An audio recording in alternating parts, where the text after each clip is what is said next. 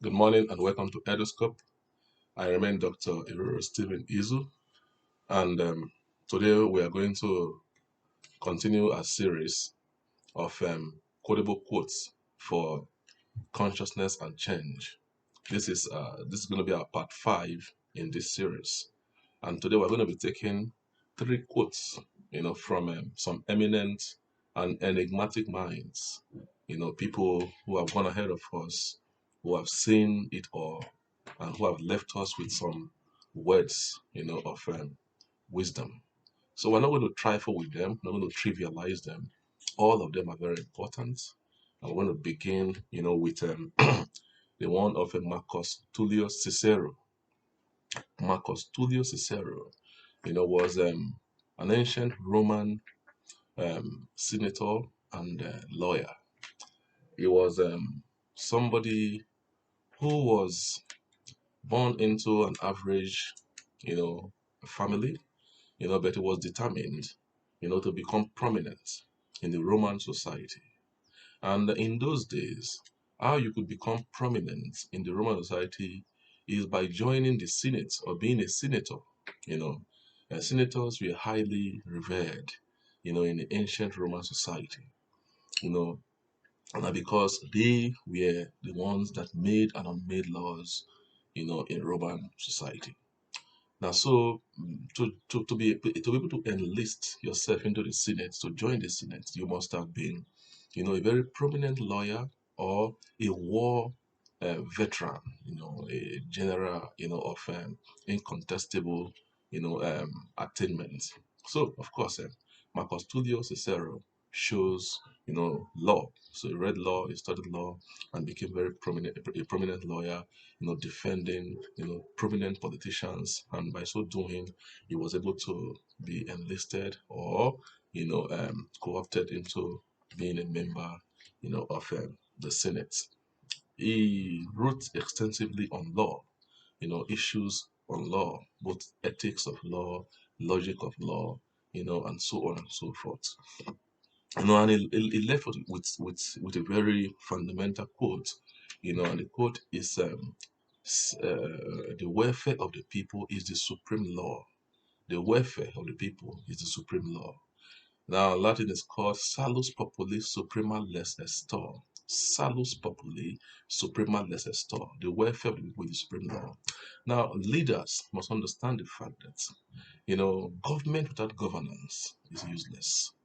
Governance is the work of government, and governance translates into bettering, the welfare, of the people.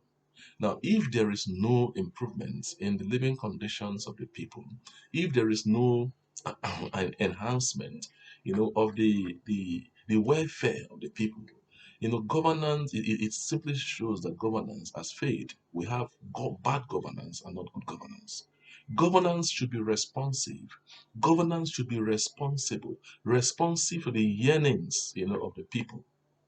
And that is how it is, at every level of leadership, because at every level of leadership, we, are the government, being the family, in the classroom, in the school, in the hospital, wherever we find ourselves, we represent government, and we must give good governance, to our clients, to our citizens, to our people, and so on and so forth. The welfare of the people is the supreme law. As you go out this week, as you go out today, understand the fact that your welfare is paramount. The welfare of those you are going to be meeting is also highly paramount. So if you are in a position, of dealing with people, as a leader or as an instructor or as somebody who is attending to people, to clients, you must understand the fact that the welfare of your people, of the people under you, is the supreme law. We must not trifle with people. We must not trample, on them. We must rate them, very high. That is Marcus Tullius Cicero, for you, the very eminent, mind. The second quote we're going to look at today was given by Thomas Hobbes. Thomas Hobbes was a modern day, early modern day, early modern thinker. Early modern thinker. He was of English, origin or extraction. Now, he was somebody who who is today credited, as the father of absolute monarchism. Now, when he was born, he said that when he was born as a twin, and his twin brother was Fear. Now, why would he say that? He said that because, when his mother was pregnant with him, Spain and England were at war. And at the time, the Spanish Armada landed. Armada is like a war, ship, landed at the bank, of England, wanted to decimate, to destroy completely, England.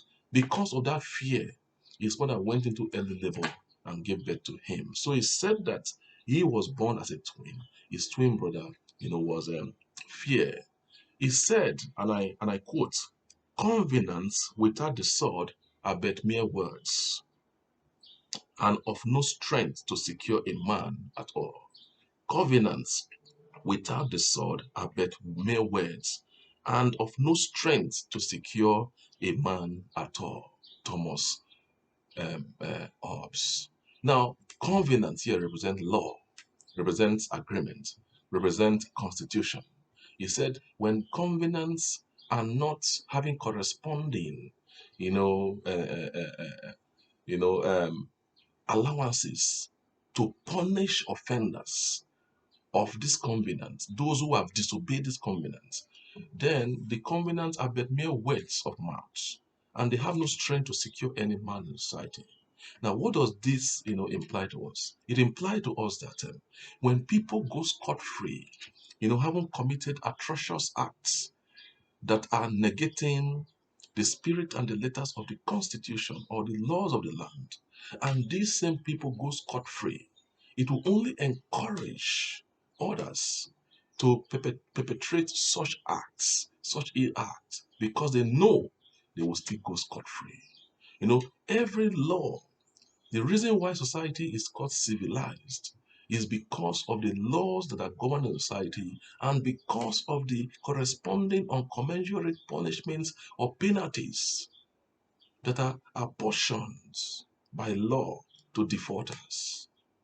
We cannot have covenant without sanctions. People must be held responsible for their actions and inactions and reactions in society. You can't do anything and go scot free. When you do what is right, you are rewarded. When you do what is wrong, you must be punished. That is sanction. So the covenant without the sword that means penalty, is but mere words, are but mere words. And they have no strength to secure any man whatsoever. If we don't have covenant or laws that will apportion appropriate punishment to those who have defaulted or offended the law, then we are we are receding back to animalism.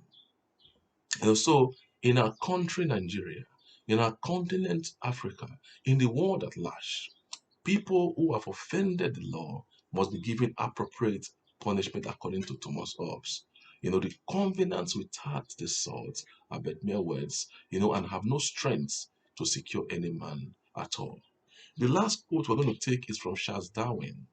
Charles Darwin was also an English writer, the father of evolutionary, theory.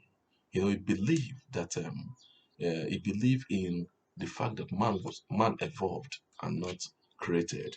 Now, even though there are so many people that have some controversies, with his opinions, but he has left with something remarkable, a quote that is something that's very, very remarkable and can enhance, how we see, things.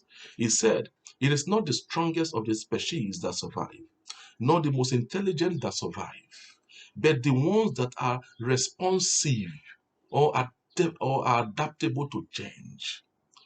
It is not the strongest of the species that survive, nor the most intelligent of the species that survive, but the ones that are most adaptable or responsive to change." This is so wonderful. It is not the strongest of the species that survive, not those who have physical strength, not those who can demolish anything whatsoever with their own muscularity. It is not the most intelligent, not even those who are very creative, who are very, very educated, who are very, very intelligent. They're not the ones that survive. The world is filled with a lot of cataclysmic, occurrences, upheavals here and there, bad situations, bad influences, bad tendencies.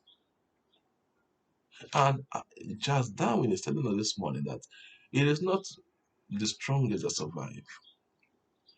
Go and build your muscles and build your 6 to 10 packs. It means nothing. It is not the most intelligent. Read to any level you want to read to in academics. It means nothing. What is most important? The qualification for survival and success in this world of uncertainty and unpredictability is adaptability or responsiveness. Your level of adaptability, meaning that your level of dynamism, you must not be fixated in theories and laws that are outdated, that become anachronistic. You must learn, you must flow with the tide of things.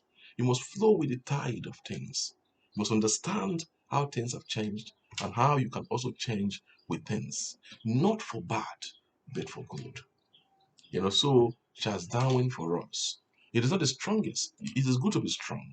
It's not the most intelligent. It is good to be intelligent. But of more paramount importance is your ability to adapt. I leave you with that this morning. I remain Dr. Errol Stephen Azu. Please remember to subscribe to my YouTube page, to get updates as they are uploaded. Thank you and have a great day.